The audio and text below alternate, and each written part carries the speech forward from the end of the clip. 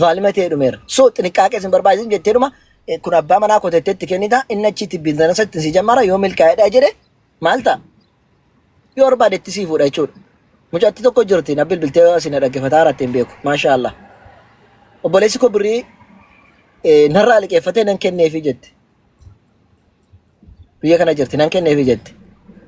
Birrii sana 500 naa deebise jette ittiin hojjete. Muka buna biqilu lafarraa bitee ittiin hojjete birrii kun naa deebisee jette. Lakki jennaaniin birrii sana maal naa godhe? Laala obboleessa akkasii rabbi siif haa kennu yaa akhi. Obboleessa duriyyee bichaatu guutee nu rakkiseef. Maashaallah dheefiira. Buna birrii 500 sanaan naa bitee ji'a sadiitti immoo birrii miliyoona 1 naa godhe jette. Ittiin naa nagadaara kun kan keetti dhatti si jalaan bu'u. Utuu ati birrii kee kanaan nan kaasneeti eessattiin kufa ture. Laala obboleessa akkamitti akkasii yaadu. Utuu ati birrii kee sanaan nan kaafne eessattaan kufa ture. Ani immoo birrii kee si deebisee ati immoo galtee ara galfachuu qabdaa jedheen. Obboleessa akkasii mee ilaala. Dhiisin fedha jennaaniin ittiin waa bitee fi kunoo ittiin hojjetaa fi birrii ishiitiin kun kan kee ta'e kophaatti hojjetaa fi jira ittiin. Ofiisaas asiin hojjetaa ishee birrii ishiitiin immoo kophaatti hojjetaa fi jira.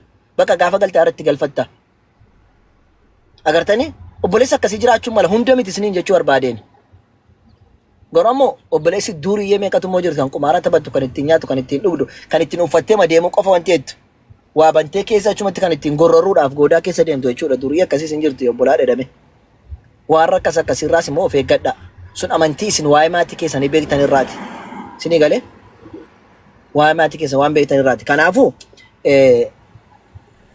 yeroo keessatti fayyadamaa hojii keessan hojjedhaa.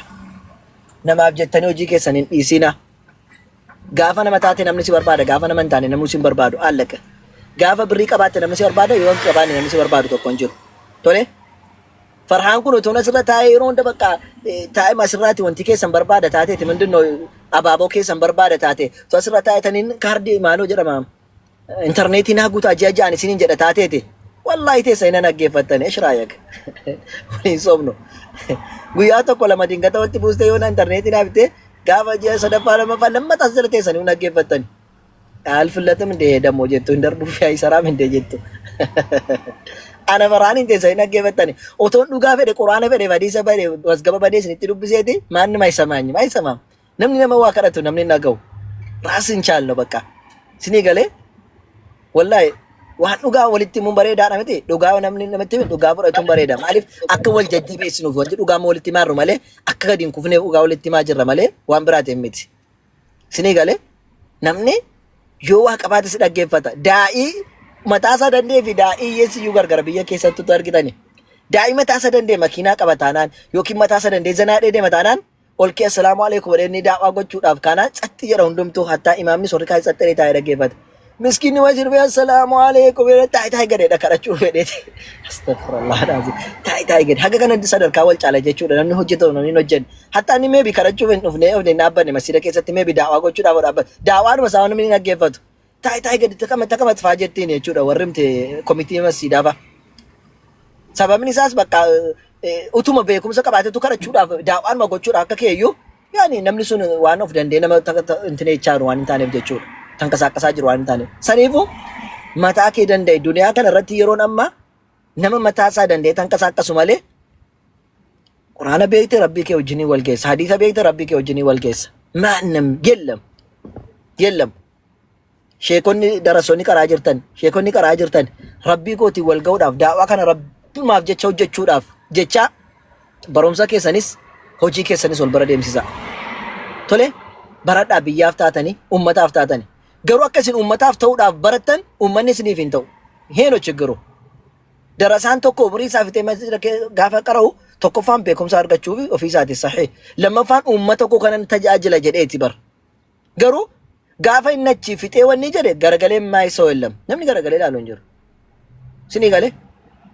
Hatta achi baratee fitee yuunivarsiitii wayii seenuudhaaf illeetu carraa wayii mokkora jedheeni carraa yuunivarsiitii deemu qaata firaan guutame ba'uu hin dandeessu. Qaata firaan guutame. Koottaadhaan beeksisa baasu gaafaatti yuunivarsiitii biyya alaan dorgoma jetteedha deemtu dhumeera masgabaan siin jedhani. Waggaa sadii waan akkasina qunnameeraan biyya keessatti. Yellam. Raasin machaal no. Hojjedhu beekumsa keessa uummata yeroo qabdutti fayyadi, ofis fayyadi, jalqaba fayyadi, uummatas fayyadi. Kanaaf immoo dalagadhu ولا تنسى نصيبك من الدنيا دنيا راشقة hojjetadhu ummata takkas ta'e maal goonare warri ummataa ammoo rabbi qalbii nuuf haa kennu hunda keenyaafu rabbi nuuf haa kennu sinii galee namni tokko gaafa daawwaadhaaf bahu namni tokko gaafa waa hojjetu maybe hojii hin qabu taanaan hojii gaafa jedhamu hojii dhaabbataa hin qabu taanaan namni hichaggaraa alkoo namni rakkataam sa'aatii asirra taa'u kana hojii argateeti hojii isaa hojjetataa ture beektu an dur sa'aatii 24 tiktok irra taa'am sa'aatii 24 tiktok irra ta'a hatta sababa daawaa gochuudhaaf jecha warabbal kaabaa kafiila kotti gurratti afaan cufaa ture dur lolaafaan ture sababa tiktok irratti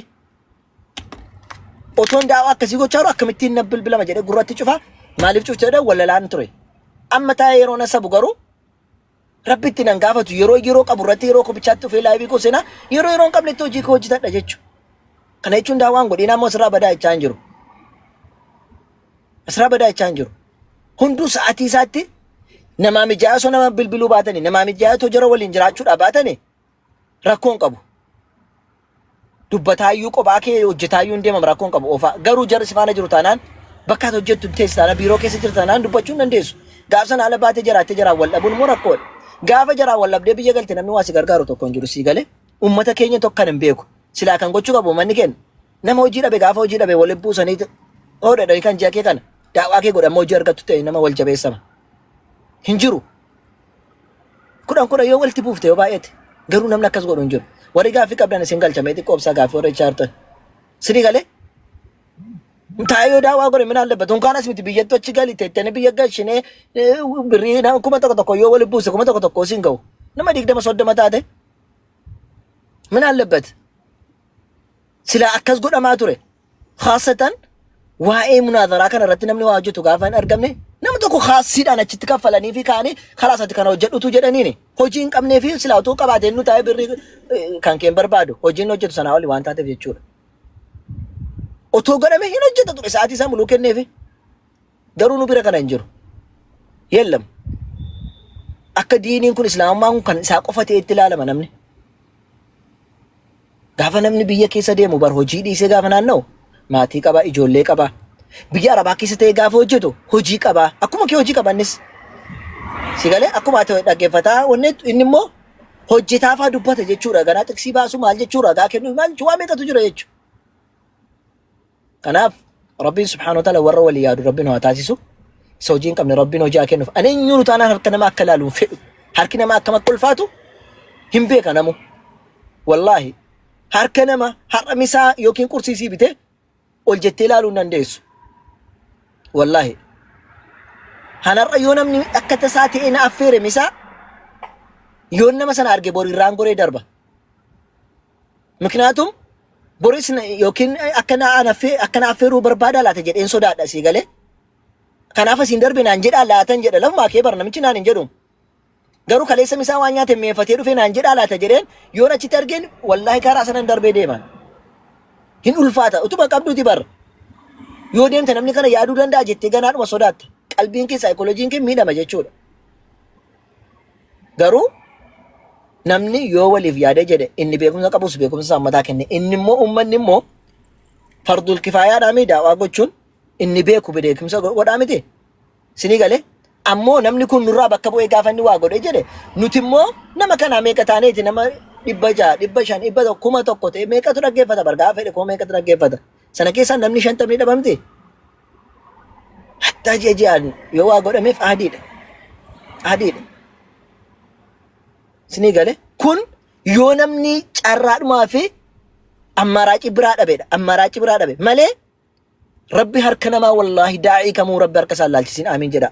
Harka namaa rabbiin laalchisiin harka rabbii malee siqaayiidhaan harka namaa laaluun rabbiin daa'ii rabbiif jecha karaa rabbitti waamu harka namaa rabbiin isa laalchisiin maaliif jennaan kana godhi jennaan daawwaallee karuma jarri kun jedhanii hin deema malee daawwaa ofiin karaa rabbiitiin hin godhu jechuudha hin godhu. Daawwaa nuti har'a goonu tuu damoosa bar majlisaatu minaamneetu birrii nu kaffala taateeti bar akkasin godhina jenni dirqama keenya dhaabbanna gochuu hin dandeenyu jechuudha bar.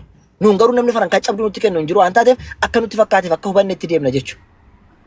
Sinii galee saniif rabbiin daa'ii kamuu harka ummataas harka namaas hin ilaalcha akka harka kamiyyuu.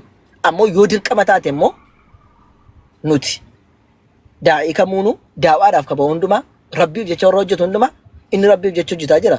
Rabbi immoo karaa biraa isaaf ta'a. Tokkoon tokko wal gargaaree tokkoon tokko wal cimse malee diiniin kun galma hin ga'u wal gargaaruun dirqama ta'a. Dirqama khalaas. Yoo sanan taana too hojii kee hojjetate eenyutu immoo daawwaa sii godhame. Ishi nuti asirratti sa'aatii yeroo qabnu daawwaa godhanii lafaa'o. Ishi ni lafa jiru lafarratti yeroo godhaaran asirratti uummata taphaabessaa jiranoo. Jarri birrii meeqa fandii godhameeti kan jarri waan kana irratti hojjetan banagaraachin laa min maxxaa qumunaan. Irra fandii godhaniitu hojjetani. Baasiin meeqa itti bahee amma indahoom kolleejjii dippiloomaati minaamini jedhaniiti waanuma beekumsa irraa hin qabne waa'ee quraanaa fi macaafaa jedhanii fandii godhanii akkasitti biyyoota sana xalaa jiran biyya keessatti. Nuti hin rafna garuu. Birriin meeqa irraa bahee biyya meeqa irraa birrii mootummaa meeqa irraa fuudhame kan itti fandii godhamu jechuudha. Nuti garuu ishee qabnu iyyuu kaawwachuu danda'aadhaan jiru. Warra qabnu iyyuu akkaataa itti fayyadama keenya iyyuu beekaadhaan jiru jechuudha. Ammoo hundumtuu diiniidhuma isaatiif jecha kan inni hojjetu diinii isaatiif immoo kan inni hojjetu kan ati karaa irratti qaxxattee deemaadhaa jirtu akkaataa salaata wanti biratti beekaa waan jiruuf aalimni waan jiruuf aalimni hin jiru taanaan zeeroodha. Beekaan hin jiru taanaan zeeroodha. Sanaaf beekaa kennaaf aalima keenya immoo nutu amma danda'e inni beeku akkuma beekumsa akka itti dhiyeenyaatti yoo hin taane immoo akka waliigalaatti hunduu wal gargaaree waa gochuun dirqama isiniin jedha. Kana caalaan dubbadhe dubbiin waan biraa fakkaatti. Ani sababuma ijoollee lama akkaasi malee waan kana dubbachuuf illee nuufne wallaahi of kiyaa'uun qabu. Ibroo as jalatti argee waa'ee asantii obboleettii kiyya irratti kan makkaasee achumaan gorsatti seene baragaraachilaa gaafa gorsa jalqabe hin dhaabuwan. Gorsa jalqabnaa hin dhaabuu dafee immoo nama hin gorsu.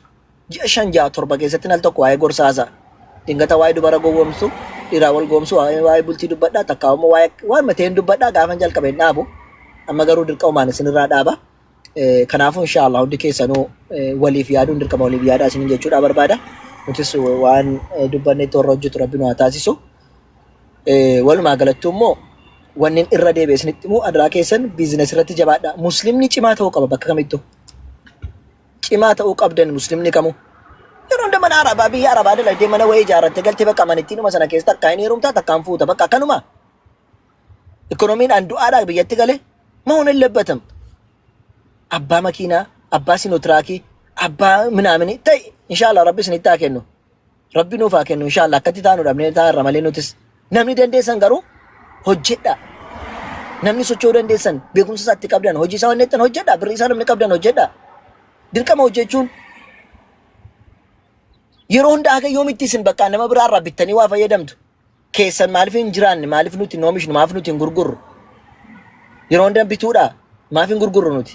Maaf akka faafaa hin taanu nuti. Sinii galee. Kanaafuu jabaadhaa biizinasa irratti hojjedhaa. Muslimni cimaa ta'uudhaa qaba.